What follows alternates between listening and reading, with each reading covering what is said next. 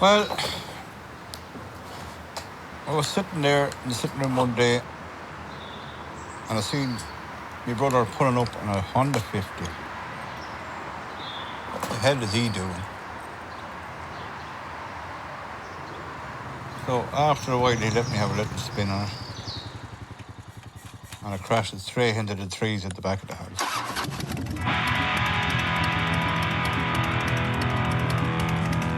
I don't remember that.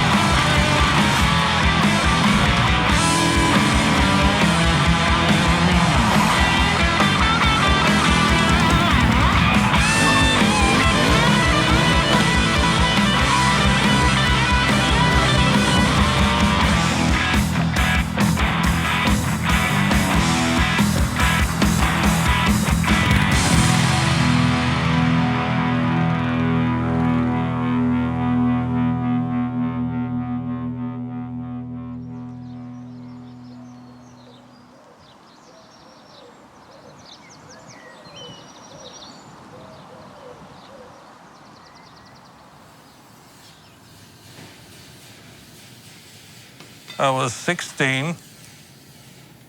I was after getting a job in Pat the Baker's in Granard, and I had to get transport to work, which meant down to Charlie Corns and purchase a Honda 50 for me first bit of transport. It gave me lots of freedom to go to work whenever I wanted.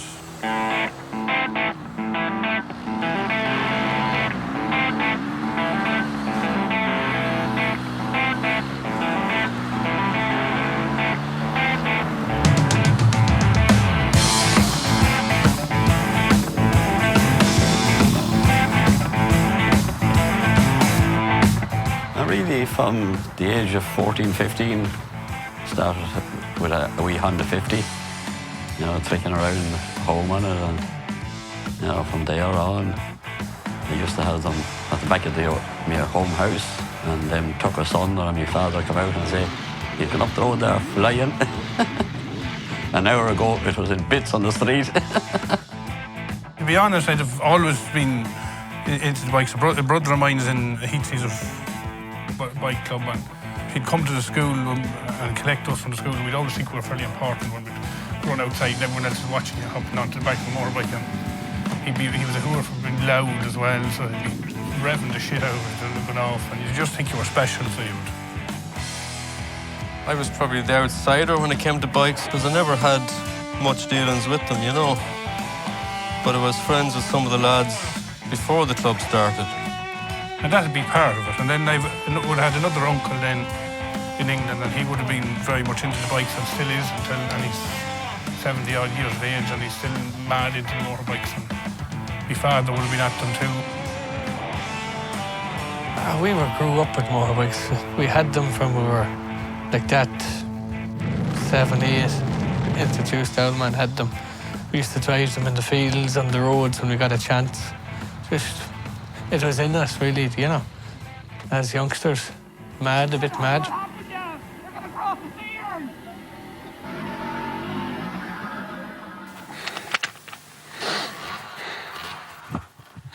I think you're all fucking mad out in that weather in the snow. Sean started me interest in motorbikes. Sean Mulligan when we were at school. And then I probably bought a car, but I couldn't afford insurance. So then I went to biking. And eventually, Stephen bought a bigger bike. I don't know what happened to your Honda 100 after that, Steve. You probably seized it. Or I seized it. No, I probably seized it. Because I was quite good at that. And then, when he got the Honda 100, I got the Honda 50, and we used to go over and see Fiona and Darrell in Cowna, the shed. I used to bring Fiona over. And Darrell had a motorbike as well. more and more and more people had motorbikes around the place.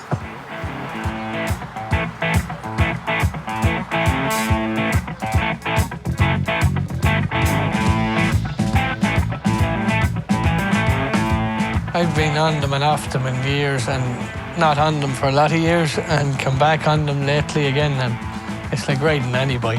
It just comes to you. You know, it's not that hard done. Just have a bit of manners. The buzz of it, and everyone has a certain amount of fear, but you have to just get on the bike and say, right, I'm going to do this. You just leave the fear behind. Just keep, you never look back then. Yeah, it's just, I don't know, it's just something about it. You're just free, you're in the air, like, you just feel that, you're just out there in the open road. Drop all and just go where you want it, when you want it. And, it was nice freedom. Just to get away and forget everything and have a bit of crack and a few beers. You're travelling with your best friends on the road, like it's just, I don't know, it's freedom. You just had total freedom. So that was my start, I suppose, but Sean was always into bikes, and then we started going to 4 racing and different things like that. And we had great times going down to nightclubs, the Powerhouse in Mohill and Carrick Springs and the Kilmore and Cavan. Rally the road on the bikes. Sometimes then we could go up the fields, make petrol bombs, light ditches, whatever we could get up to. That was usually of our evenings. And we'd bring the bikes in Hall's Field, like we were watching there earlier with Pat and Kevin and Sean and the whole lot of us, Did you want us to put on the seat, did he? Bullshit. Do you want us to reseat it, does he? Yeah, you must have to fix the spots. Make you turn that. things like that. We used to go around the lanes and we used to just get up to all sorts of devilment, and used to go up to the cross and go drinking, and we used to go to Gowna. I remember Cathal Riley was bringing us all to Gowna, or to Gowna one morning, on a Sunday morning, I think. It was all one big gang all of a sudden. So that was it. Used to enjoy going to the rallies and all that crack, and we were all good friends. I got in with Pádraig Donoghue then, another one of the Freebirds. And then he brought me one day down to this house for Spain. And it ended up to being a madhouse. And that was the Mulligan household.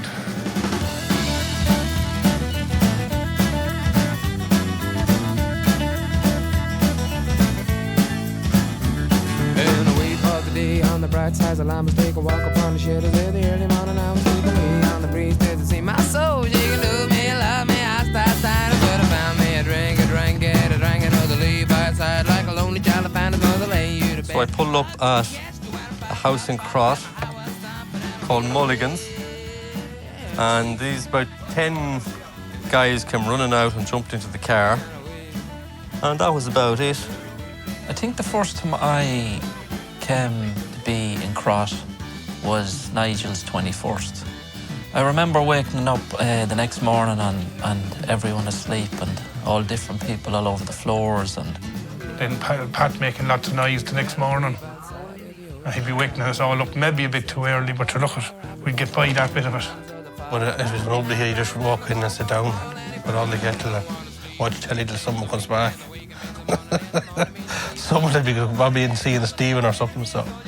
There was always bikes around Mulligan's, you know. It was my childhood anyway when I grew up, you know. I grew up down here.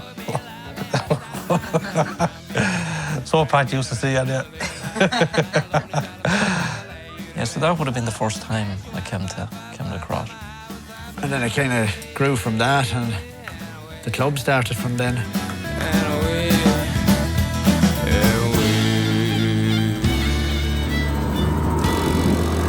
This is us going 10 miles an hour now for the camera.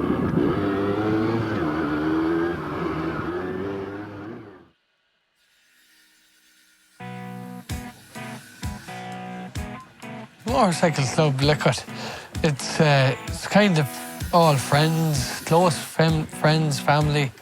It was always just meeting up every weekend, going for a spin on the bikes. It would have sort of happened like from the crack we had in Mulligan's. And Kieran and Nigel would have been very much into it. We used to be up in the pub, singing songs and drinking and having the crack. So we might go up to a meeting with this other bike club. I won't mention who they are. But this is fuck that. We'll make up our own joke anyway.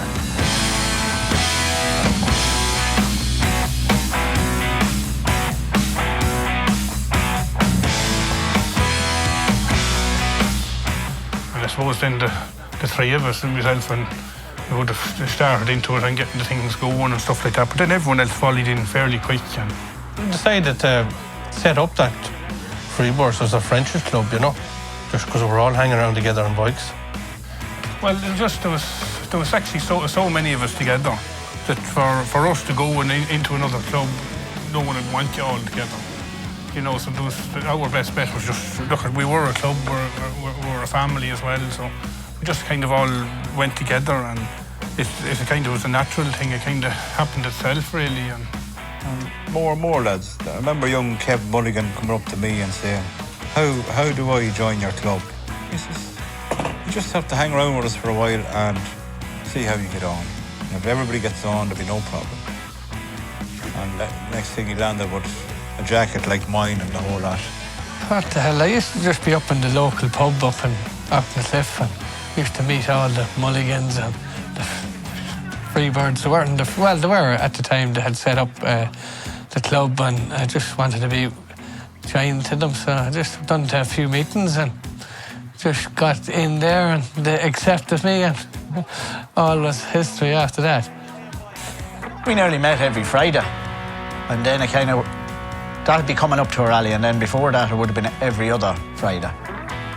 Good meetings. I was the secretary. I never wrote a thing down at all. I never had a bike, and that's kind of more that I appreciate the boys more, because every Saturday some of the boys ring and bring me on the back of their bike and just make me a whole part of the thing. And never got pissed off having to come down and pick me up. And That was it. We didn't kind of let people in straight away. It was more you sat it out for a while, and then you'd get your patch if everybody agreed at a meeting that you were okay to be in. That was it. The biker patch is your club's emblem.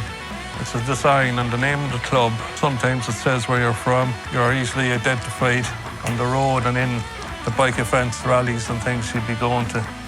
Is to me brotherhood, a union between fellow riders. It just brings all of us together under the one banner. The Freebirds name come from when we used to be on the session in Philip Harrigan's. We used to sing the famous Savat and Roy, and then when we did have our first meeting, I think it was Nigel picked out the Freebirds name, and it kind of stuck with us. we're all down in the Mulligan household, and we were also well invited down there. We had Pat and Bernie, and they were like our foster parents, the way they looked after us down there. You know, and that would have helped us bring us together.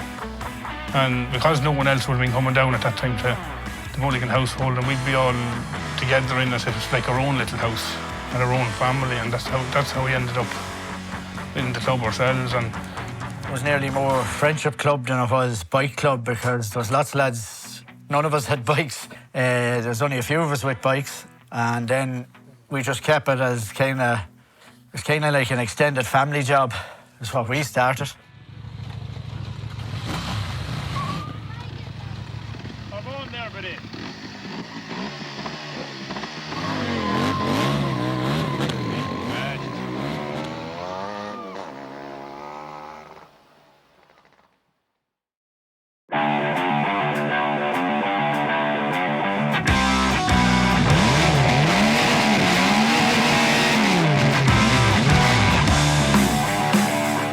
From there on, there was rallies, tents, crack.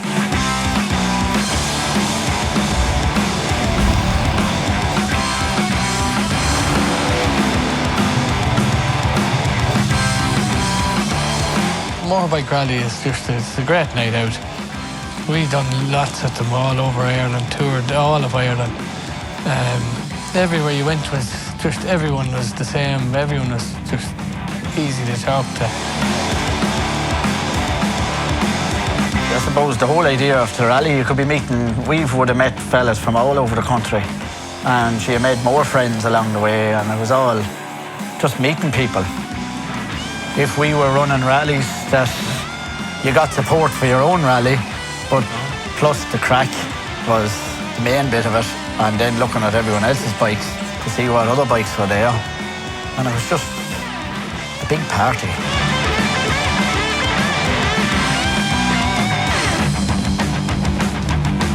Say, like, if we had 7 fellas signing in, you got a badge. Fuck me, I must have 70, 80 badges from rallies I went to. I remember the hangovers. Savage.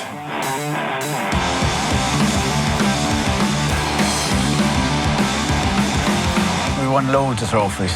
We don't know where any of them are, but we won loads of trophies, yeah. Biggest club, we won a lot of biggest clubs. So you would have had different prizes. You'd had rat bikes, biggest clubs. The reason you're signing in is to show that how many out of that club supported, say, whoever else was having the rally. And clubs would always go back over that. So if you were putting on a rally, say, oh, well, should we better send a couple of fellas to that because they supported us, you know? There were good nights out and days after and all that. Yeah, no, look, it's just very good memories, yeah.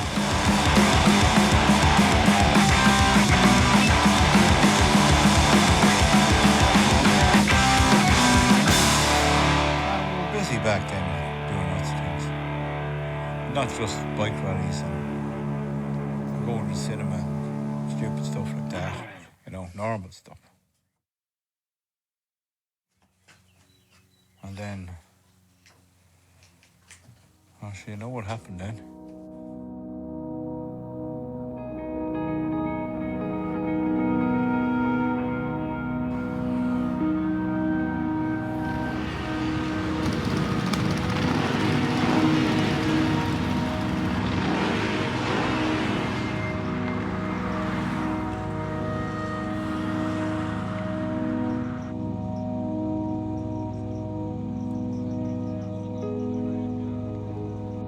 We were trying to ring Kevin, and Janice Lynch, he had rang his girlfriend Janice at the time that he was heading over. And it was a beer of an evening, it was a real rough winter's evening. And Janice rang Mum to say that Kevin never landed. So we headed off down the road, and by the time we landed, it was all cleaned up, like Kevin was gone, bike was gone. But Kevin had these skulls super glued onto the back lights of his bike. I found one of them on the road. I set it out by us when we go to the guard station. So I tipped in the drum list and it kind of told us over the green mic what was after happening. And yeah, I can just remember that pair kind of just breaking down. And tried to stay strong for them until I got home. Maybe it didn't hit me for a few days. And it hit me then, the day of the wake. That was a tough day.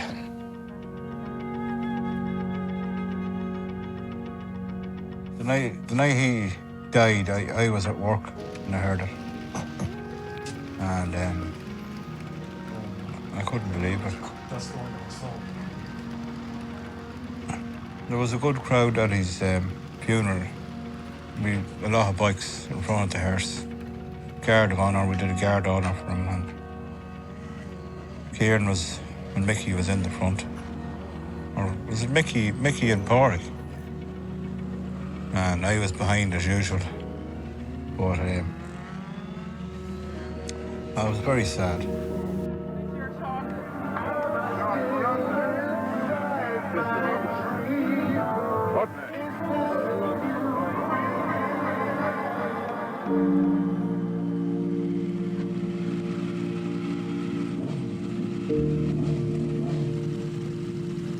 I remember seeing Noah Shorten in Pádraig Donoghu's flat.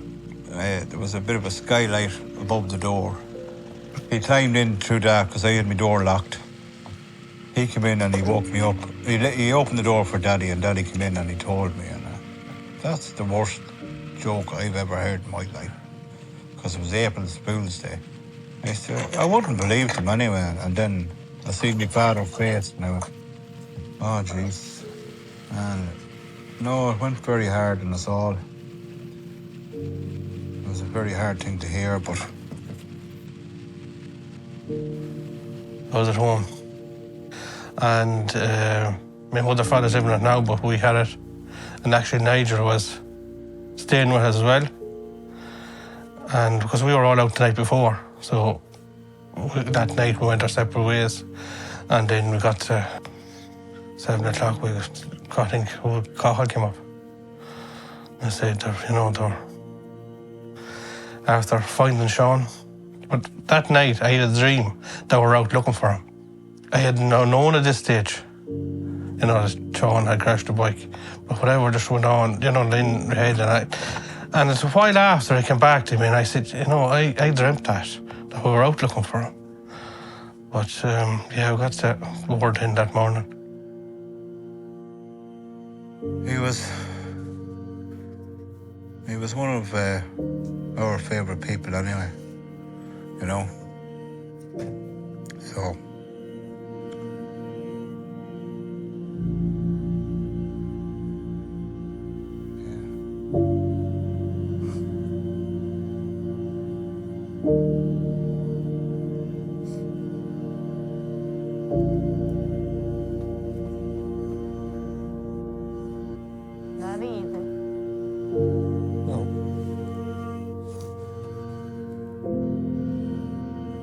Men, we're not supposed to kick it up too much, are we? Huh?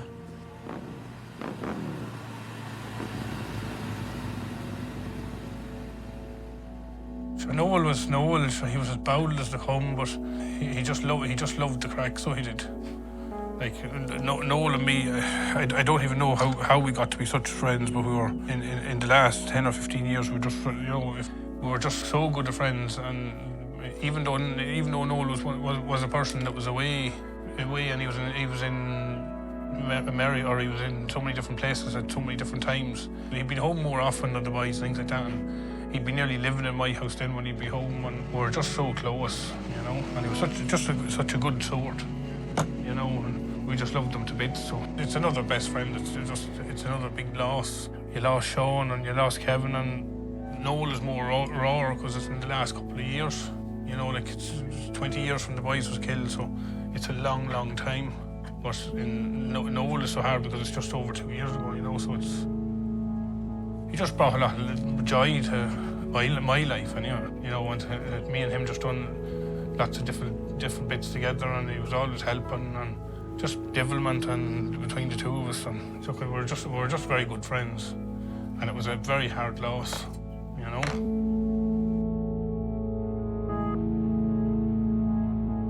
Daddy died in 2021 on the 16th of July. He was like a father to all the boys, not just me. He was a good man. And he liked to crack. And he liked going to biker rallies too. So he did. Losing my father from over here when he was always waiting for us to come back home and not being able to get home at the time, I think it hasn't really sunk in yet. Until I do actually get home. I know he's not there, but it doesn't feel like he's not there. Pat was always, he was always a really good person, and kind of a quirky kind of person, He'd do things that it was kind of quirky, and he was always in the middle of the fun, You could see it on the videos there. He was always up for the crack. Nothing fazed him. He would get in the middle of anything. It didn't matter the age or the colour or creed of the person. If the fun was there, he'd be in the middle of it, and... He was a daddy Freebird.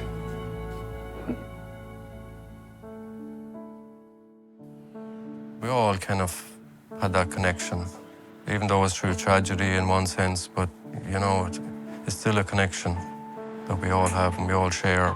It kind of gets you through some of the stuff in a way because the other people have dealt with it too. And it happens lots of clubs as well that Most clubs have lost someone.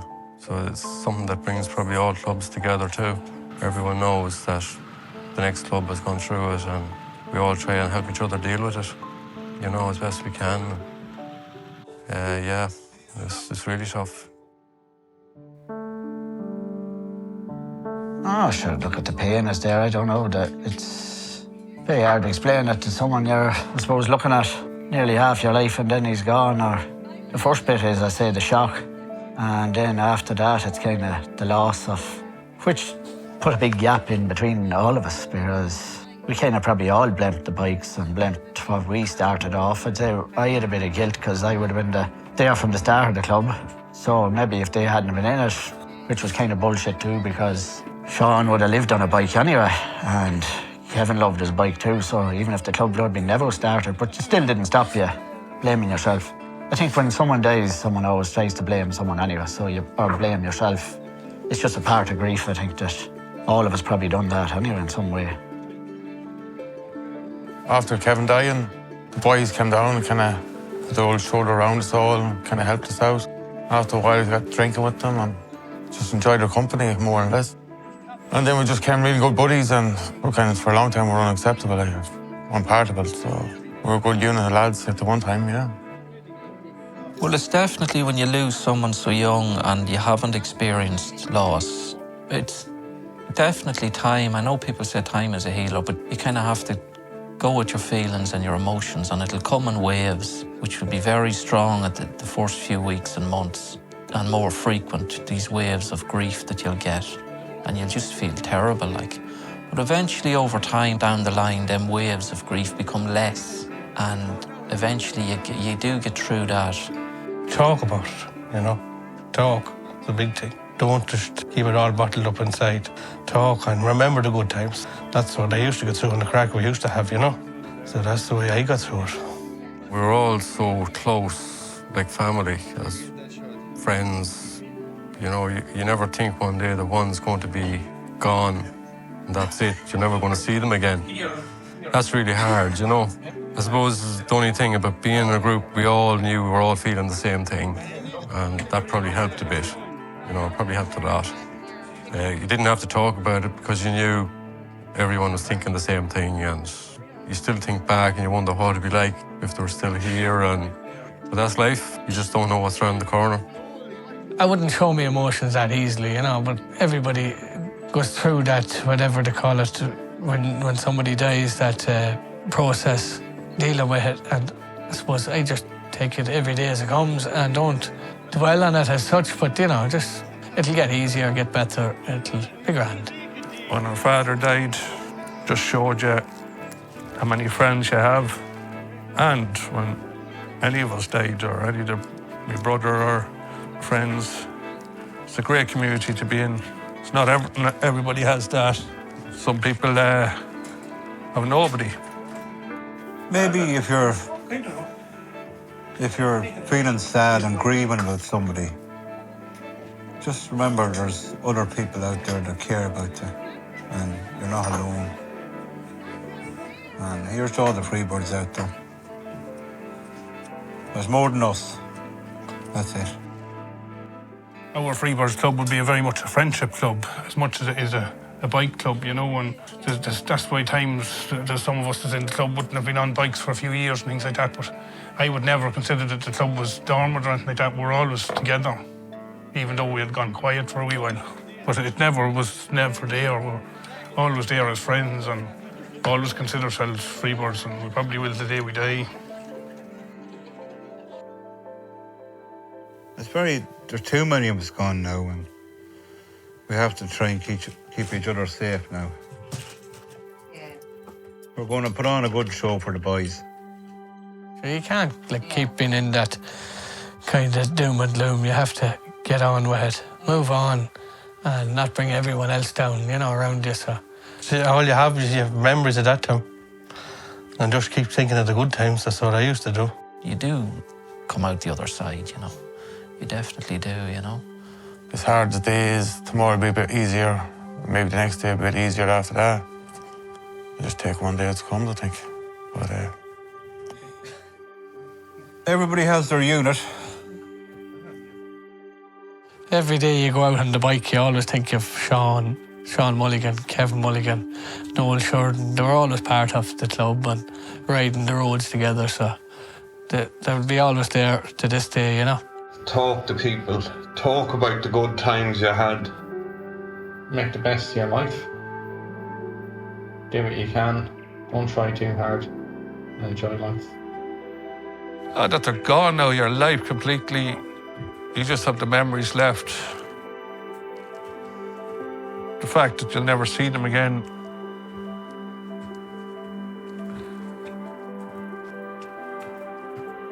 It's pretty devastating, but you just have to accept it. It's hard to accept sometimes, but you have to move on. We're all going the same way anyway.